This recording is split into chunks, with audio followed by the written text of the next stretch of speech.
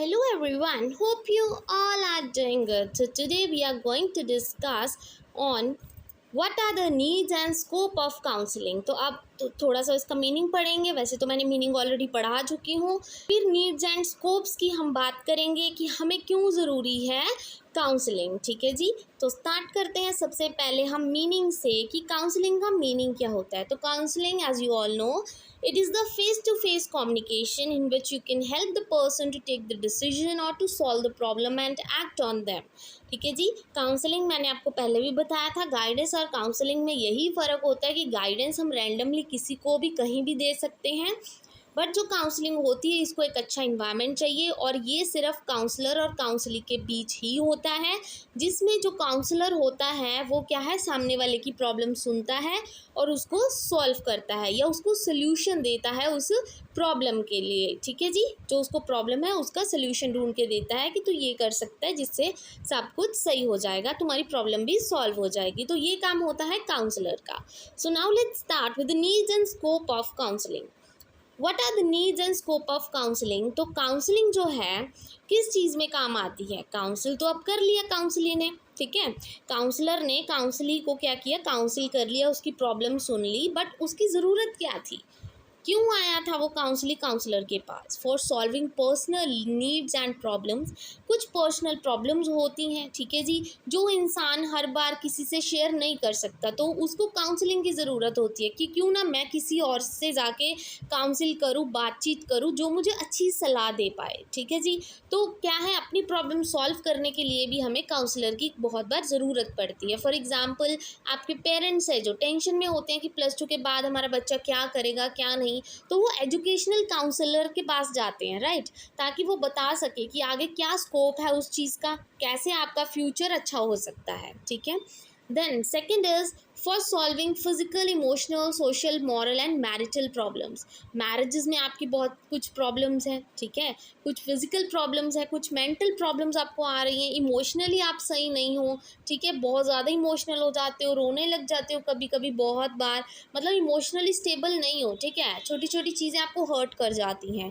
तो वो सब चीज़ों को सही करने के लिए आपको काउंसलर की ज़रूरत होती है। ठीक है, जैसे हम कहते हैं ना कि कई बार कोई बहुत ज़्यादा इमोशनल हो जाता है तो हम बार बार वही चीज़ रिपीट करता है, तो हम बहुत बार कहते हैं कि इसको साइकाइट्रिस्ट के पास दिखाना चाहिए। इन शॉर्ट, उसको काउंसलर के पास लेके जाना चाहिए ताकि वो देख सके कि एक्चुअल में इशू है क्या। ठीक है, then the third need is for career advancement. कि देखो आजकल करियर में बहुत ज़्यादा स्कोप है, ठीक है, बहुत सारी, मतलब आजकल बहुत ज़्यादा एडवांसमेंट हो चुकी है, जिस वजह से बहुत ज़्यादा स्कोप भी है फ्यूचर में। कुछ फॉरेन में चले जाते हैं, कुछ यहीं पे रह के अपनी स्टडी कंप्लीट करते हैं, जैसा भी उनको सही लगता है। ठीक है, तो इन सब के लिए आपको काउंसलर की ज़रूरत पड़ती ही पड़ती है। ठीक है, क्योंकि कुछ चीज़ें होती हैं, अभी हर चीज़ हमारे पेरेंट्स को नहीं पता होती, क्योंकि आजकल एडवांसमेंट टेक्नोलॉजी इतनी आ गई है, नए नए जाके करियर में इतने ज़्यादा स्कोप्स आ रहे हैं, तो वो एक एजुकेशनल साइकोलॉजी को पता होगा, ठीक है, या काउंसलर को पता होगा, तो हम वहाँ जाके उससे क्या कर सकते हैं, काउंसिल कर सकते हैं।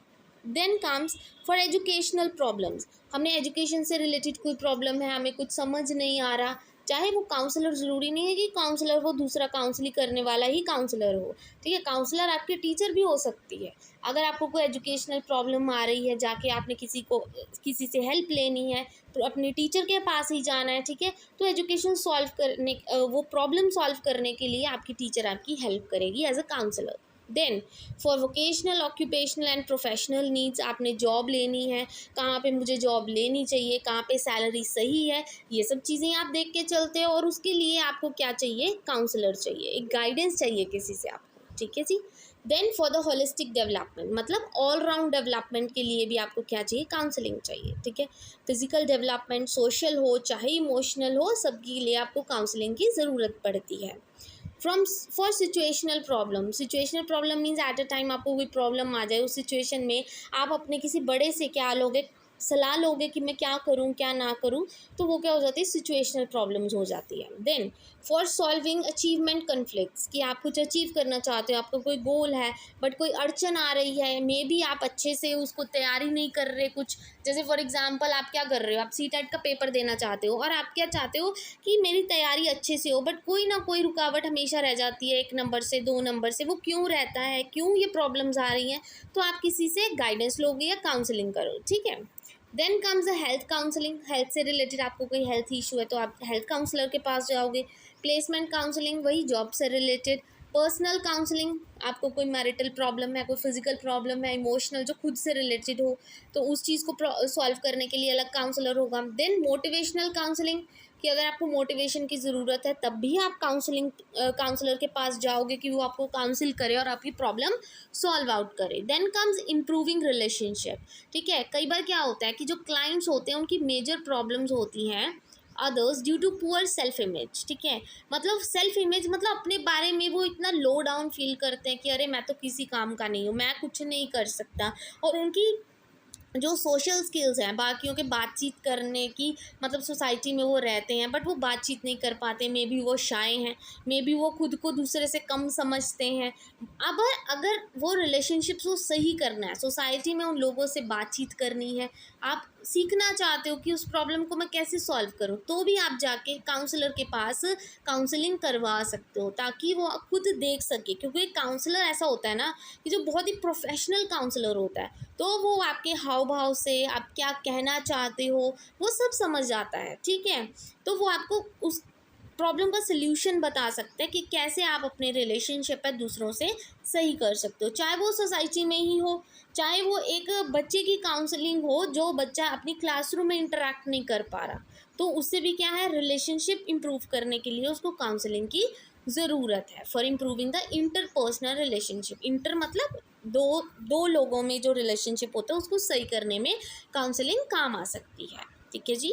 Then come facilitating client potential. Then, counseling seeks to maximize an individual freedom by giving him more control over the environment, responsiveness and reaction to the environment, ठीक है। कि जैसे फैसिलिटेटिंग, आपने फैसिलिटेट करना है क्लाइंट की पोटेंशियल को।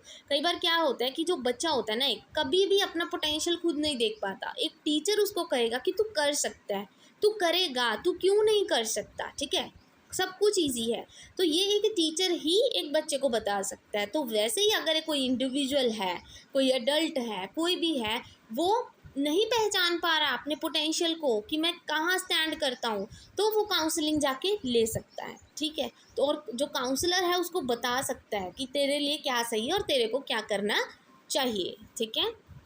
Now comes the last is promoting decision making, कि अगर कोई भी डिसीजन लेने में दिक्कत आ रही है, जो काउंसली है, जो इंडिविजुअल है, उसको कोई डिसीजन लेना है, बहुत ही मतलब सख्त डिसीजन है, एक तरह से इम्पॉर्टेंट भी है उसके करियर को लेकर, बट उसको क्या हो रहा है, दिक्कत आ रही है कि अरे वो बहुत सोच रहा है कि मैं क्या करूं क्या ना करूं, क्या सही होगा क्या नहीं होगा, उस टाइम वो कन्फ्यूजन में आ जाता है, ठीक है। कई बार तो इमोशनल बैलेंस भी बिगड़ जाता है उस इंसान का, तो वो डिसीजन मेकिंग करने के लिए, डिसीजन लेने के लिए उसको काउंसलर की ज़रूरत पड़ती है, और जो काउंसलर होता है वो उसको बताता है, उसको चॉइस देता है, उसकी डिसीजन लेने में हेल्प करता है, तो ये काम होता है एक काउंसलर का, ठीक है जी। तो इस वजह से हमें काउंसलिंग की ज़रूरत पड़ती है कई बार।